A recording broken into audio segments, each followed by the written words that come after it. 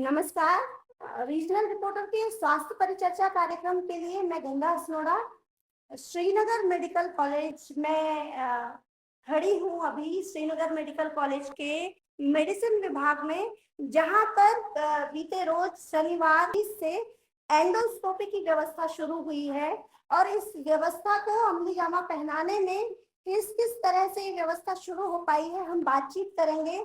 यहाँ पर मेरे साथ हैं श्रीनगर मेडिकल कॉलेज में मेडिसिन विभाग के विभागाध्यक्ष डॉक्टर के.एस. बुटोला और यहाँ प्रशिक्षण के लिए आए हुए हैं अल्मोड़ा मेडिकल कॉलेज से डॉक्टर अशोक। डॉक्टर अशोक और डॉक्टर बुटोला से हम बात करेंगे और वो बताएंगे कि किस तरह से श्रीनगर मेडिकल कॉलेज को कितनी जरूरत थी, किस तरह के मरीज कल से यहाँ पर पहुंचे हैं। और उनके साथ हम अल्मोड़ा जो कुमाऊं का मुख्य केंद्र है और श्रीनगर गढ़वाल जो गढ़वाल का मुख्य केंद्र है, और इन दोनों जगहों पर मेडिसिन विभाग में किस तरह के रोगी पहुंचते हैं, उनको किस किस तरह से व्यवस्थाएं दी जा रही हैं और किस तरह की व्यवस्थाओं की अभी और हमको जरूरत है। तो मैं अभी बात करती हूँ डॉक्टर बुटोला से कि किस तरह से एंडोस्कोपी को लेकर के बातचीत शुरू हुई और कैसे ये व्यवस्था आज लागू हो पाई है, यहाँ शुरू हो पाई है। डॉक्टर साहब नमस्कार, मैं डॉक्टर के.एस. बुटोला यहाँ पे एचओडी मेडिसिन में हूँ। और यहाँ पे जो ये सुविधाएं हैं एंडोस्कोपी की, इसकी ज़रूरत तो काफ़ी शुरुआत से ही थी।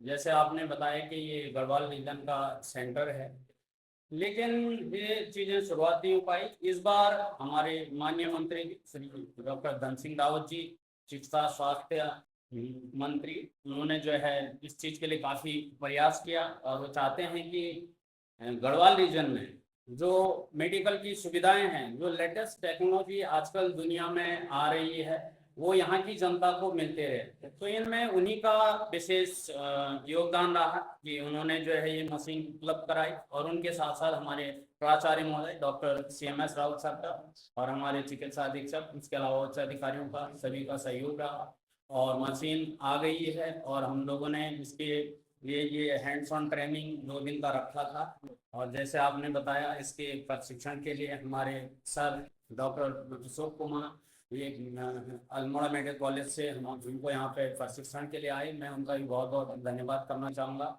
और ये जो ये जांच है, ये जांच काफ़ी अहम होती है क्योंकि इससे हम कई मरीजों के स्क्रीनिंग कर सकते हैं। स्क्रीनिंग मेनली जो है कुछ कैंसर के, खाने की नली के कैंसर की स्क्रीनिंग कर सकते हैं। इसके अलावा कुछ गैस्ट्राइटिस, जिनको अल्सर की बीमारियां कहते हैं, उनका पहचान और इलाज में महत्वपूर्ण योगदान है इस जांच की।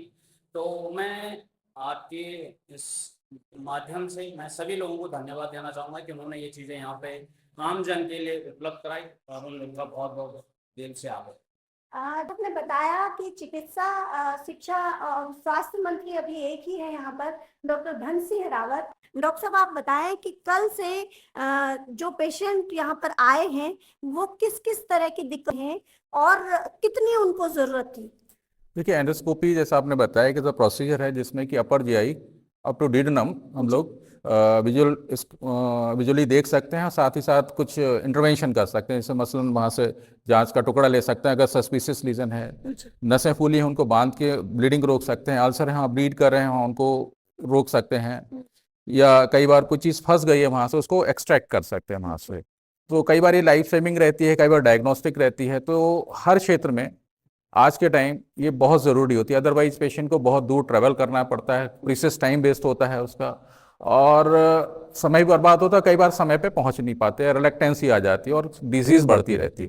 तो एंडोस्कोपी जहाँ भी उपलब्ध है, जैसे अब श्रीनगर मेडिकल कॉलेज में उपलब्ध है, तो कई पेशेंट जिनकी अभी प्रारंभिक चरण में अपर जीआई के लिए हम लोग फोकस कर रहे हैं, उससे संबंधित जो भी बीमारी उनकी कम से कम जाँच हो सकेगी और शायद धीरे धीरे उनका जो एंडोस्कोपिक माध्यम से प्रारंभिक इलाज है, जरूरी इलाज है, वो भी डॉक्टर बुटोला के माध्यम से होता रहेगा।